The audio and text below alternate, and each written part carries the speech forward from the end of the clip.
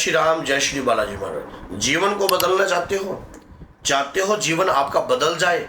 आपकी लाइफ में अगर आपको कभी सम्मान ना मिला हो, कभी आपको आपकी पर्सनैलिटी के अनुसार आपको इज्जत ना प्राप्त हुई हो, तो गुप्त नवरात्रि आ रही है। जो आपको पता है कि आषाढ़ मास की गुप्त नवरात्रि है। गुप्त नवरात्रि में ये पाठ कर लीजिए, जीवन में सम्मान मान सब कुछ प्राप्त हो जाएगा। ना चाहने से सब कुछ आपके पास आएगा। आप चाहोगे भी ना तब भी वो चीज आपके पास आएगी। यकीन ना हो, इस पाठ को कीजिए और अगली गुप्त नवरात्रि तक फिर मुझसे बात कीजिए।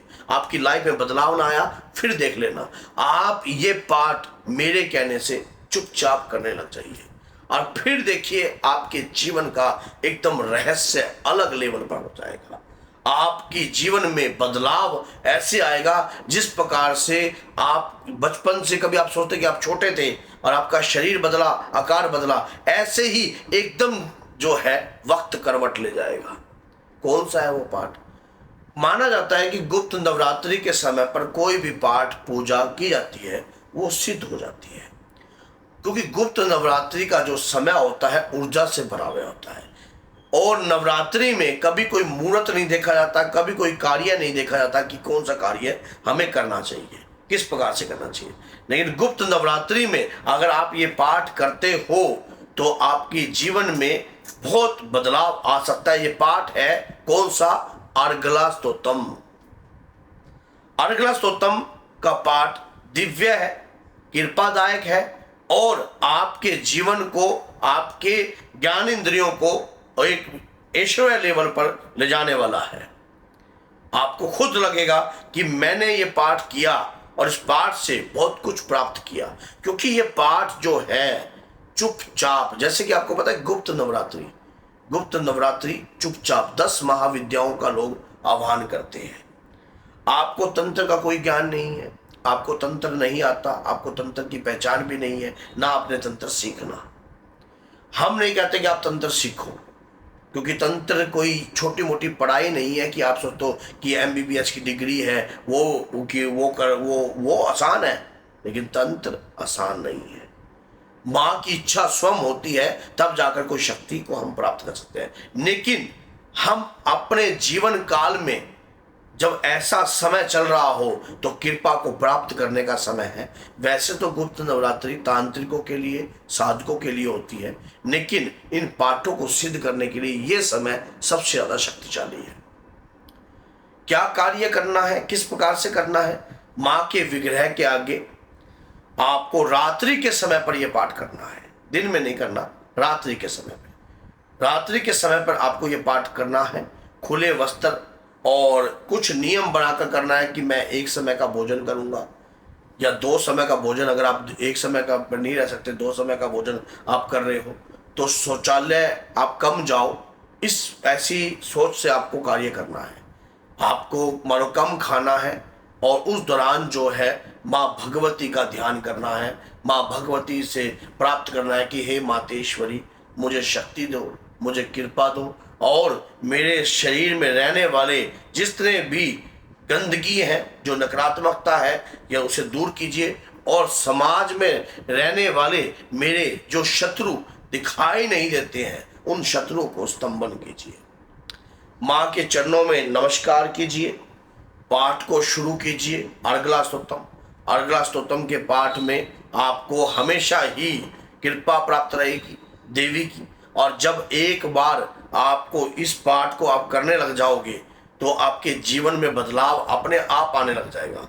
इस पाठ को करते वक्त कुछ बातों का विशेष ध्यान ये रखना है, जैसे माँ को पान के पत्ते के ऊपर आप जब रात्रि में जब ये पाठ करोगे तो शहद जो है आपको पान के पत्ते में रखना है और उसके ऊपर जो है गुलकंद रखना है। उसके बाद 1 पतासा और 2 मोटी इलायची और कपूर के साथ प्रज्वलित कर देना है। जब तक वो चलता रहे आप पाठ करते रहिए। बाद में जब ये पाठ करने के बाद भी आप कर सकते हो, पाठ करते करते भी कर सकते हो, ये आपके ऊपर डिपेंड है। माँ को ये भोग अर्पण करना है अपने, और माँ को कहना है कि हे मातेश्वरी, मुझे सम्मान, इज्जत हमेशा प्राप्त रहे और कोई सामने वाला व्यक्ति मुझे नीचा ना दिखाए। जैसे कई बार ऑफिस में या कहीं भी आपको नीचता का सामना करना पड़ता है या नीचा झुकना पड़ता है या कोई व्यक्ति आपको झुकाने की कोशिश करता है या कोई आपको दबाव में लाने की कोशिश करता है, इस पाठ के बाद संभव नहीं है, संभव नहीं है। कहते हैं कि जिसकी जैसी भावना प्रभु वैसा ही फल दे। आपके भाव के ऊपर यह निश्चित होगा, आप किस भाव से देवी को प्रसन्न कर रहे हो। अगर देवी को आपके मन में ये भाव है कि मैं माँ कि मुझे सिर्फ पाठ करने की विधि का तो ज्ञान है ही नहीं, लेकिन मैं ये चाहता हूं कि समाज में एक प्रतिष्ठित प्राणी बनना चाहता हूं, तो माँ आपको 1000% जो है प्रतिष्ठित प्राणी बनाएंगी और आपके जीवन में खुशहाली बढ़ देगी। एक बार मेरे कहने से करके देखो, फिर देखो आपको खुद रिजल्ट मिलेगा। अर्गला स्तोत्रम का पाठ जो है एक बार मेरे कहने से करके देखिए, रात्रि के समय पे कीजिए ये पाठ। दिन में नहीं कहना मैं, रात्रि में जब आप सारे काम कुम काज कुछ सब कुछ कर लो, सब कार्य करके आप फारिग हो गए हो, उसके बाद रात्रि के समय पर आप एक नियम बना लीजिए कि मैंने इतने समय पे ये बैठना है और इतने समय तक मैंने ये पाठ करना है। और हो सके तो इस पाठ के साथ माँ का एक कृपादायिनी मंत्र मैं आपको दे देता हूँ। एक कृपादायिनी मंत्र जो है ये भी करने लग जाइए, ओम श्रीम दुर्गाय नमः। इस मंत्र से माँ की अपार कृपा प्राप्त होती है, ऐश्वर्य प्राप्त होता है, धन प्राप्त होता है और इस मंत्र से आपकी लाइफ में भी बदलाव आता है। ये पाठ करने वाला अगर उस दौरान एक बात याद रख लेना, मन भटकता है, फ़ोन को थोड़ा सा आप साइडवेज करना रात्रि के समय पर, यह देखना कि मैंने फ़ोन चलाना ही नहीं है, मैं फ़ोन मात्र जो है पूरे दिन में जो है। और जब गुप्त नवरात्रि में कोई भक्त पूजा करता है ना, तो वो ज़्यादा लोगों से बात नहीं करता है, ज़्यादा लोगों के साथ जो है ये बताता नहीं है लोगों को कि मैं कौन सा पाठ कर रहा हूँ, कौन सी जब पाठ हो जाता है उसके बाद जो है कंटिन्यू व्यक्ति जो है कार्य करता है।